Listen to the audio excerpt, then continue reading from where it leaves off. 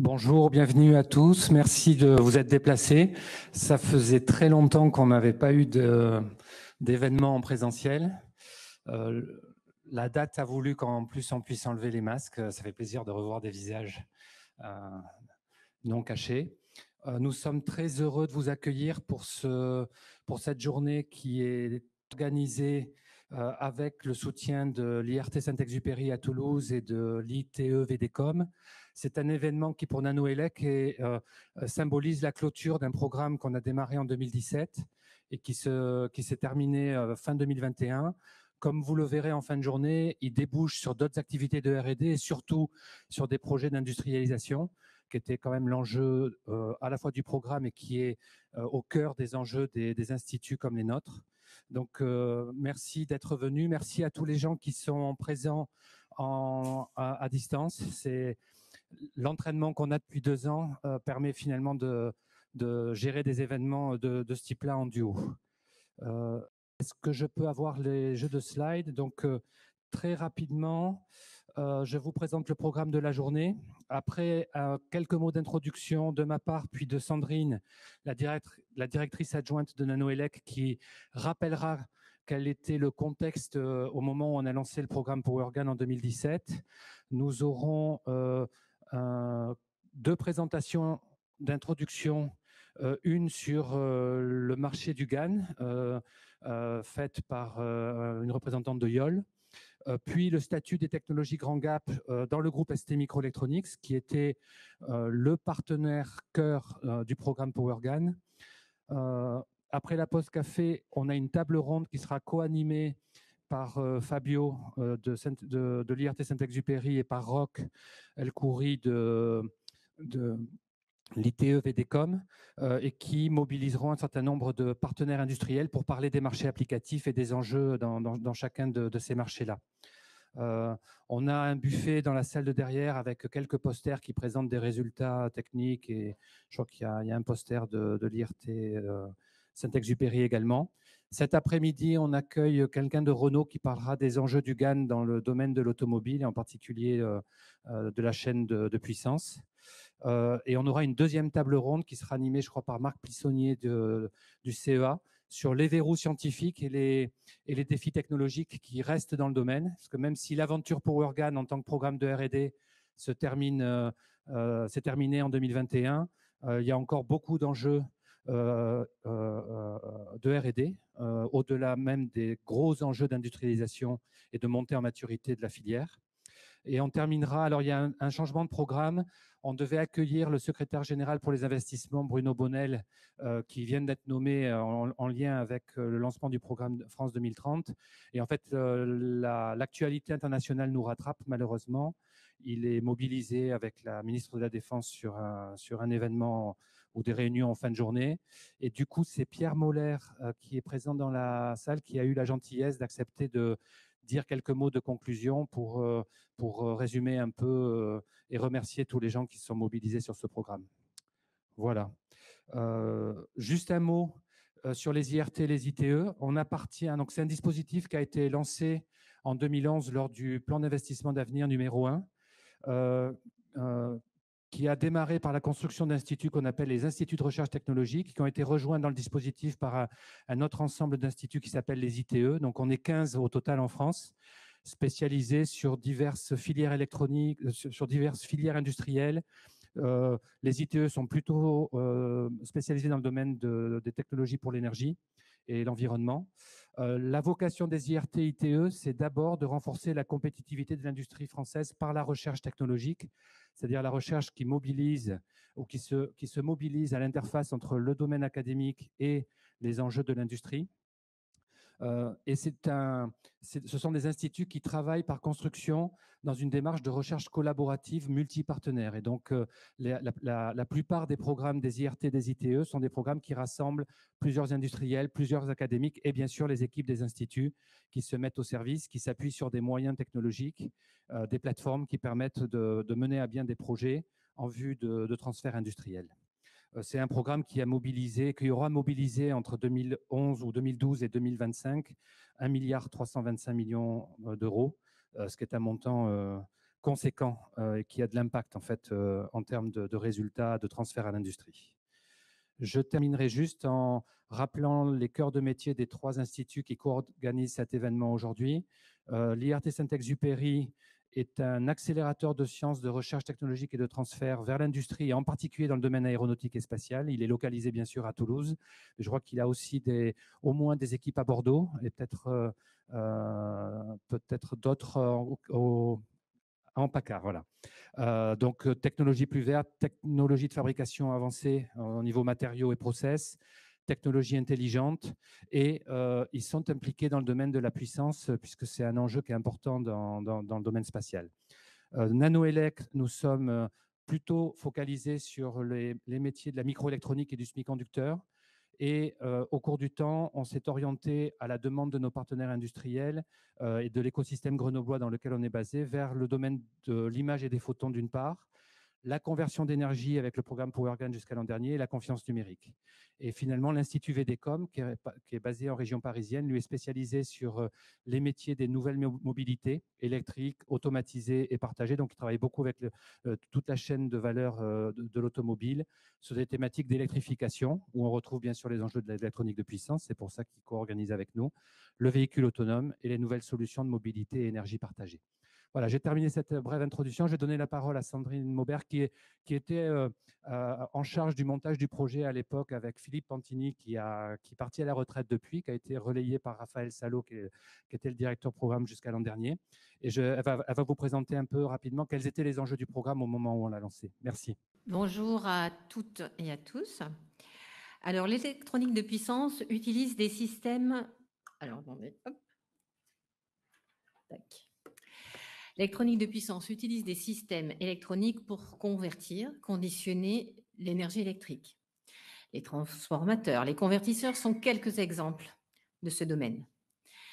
L'électronique de puissance est omniprésente. Elle couvre un spectre applicatif très large, des faibles aux fortes puissances.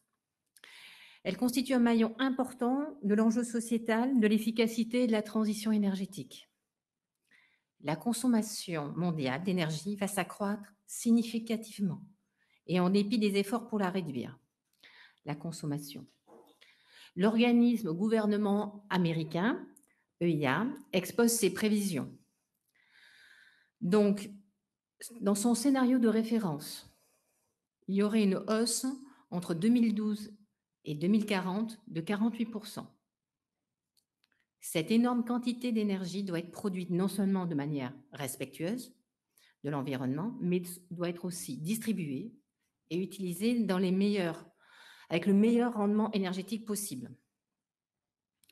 En 2040, gagner 1% de consommation sur des appareils connectés, petits appareils électriques, permettrait de baisser la production équivalente à celle de 15 centrales nucléaires. L'électronique de puissance devient donc un enjeu critique, notamment pour la prochaine génération de réseaux électriques et intelligents, dont une partie de l'énergie sera produite sur des sources renouvelables. Ces dernières seront par nature disséminées, donc elles nécessitent des technologies pour permettre de transformer l'énergie produite de manière facilement exploitable. Cela nécessite des moyens de stockage, de transfert bidirectionnel, chargeurs, convertisseurs, etc. De plus, le développement du marché des véhicules électriques ou hybrides a aussi en conséquence demande des convertisseurs de puissance de plus en plus. Ces applications dites mobiles exigent des composants innovants pour réduire à la fois le volume, le poids et au final le coût de ces convertisseurs pour une autonomie plus importante. Le contrat de la filière électronique souligne le rôle clé de cette filière pour les secteurs industriels variés. Automobile, transport, industrie lourde, énergie renouvelable. L'électronique constitue un socle incontournable de la révolution numérique et de la transition énergétique au travers des technologies de la nanoélectronique et d'électronique de puissance. Par ailleurs, concernant les enjeux de souveraineté, l'une des conséquences importantes de la pandémie est le déclenchement d'une pénurie de semi-conducteurs à l'échelle planétaire. Cette pénurie montre à quel point tous les secteurs sont aujourd'hui dépendants des composants électroniques. Pratiquement aucun appareil ne peut fonctionner sans puce électronique. Cette crise a mis en exergue à quel point cette filière revêt des enjeux de premier plan pour la souveraineté stratégique et économique nationale et la capacité de l'industrie française et européenne afin d'assurer son indépendance technologique.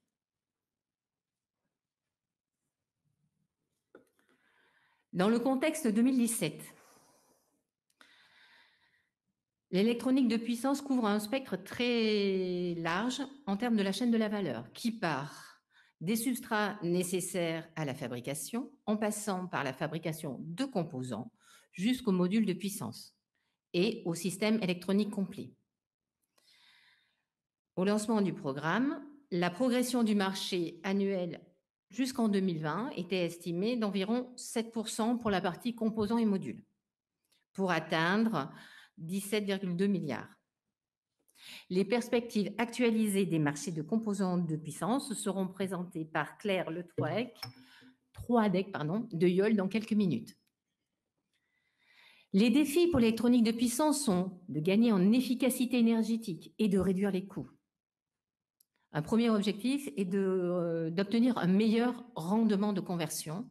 Cela permet des gains substantiels en consommation énergétique. Et un deuxième objectif est de gagner en encombrement et en poids. Des modules plus légers, plus petits, sur des voitures électriques par exemple, ça fait un véhicule plus léger et donc une consommation également plus légère également.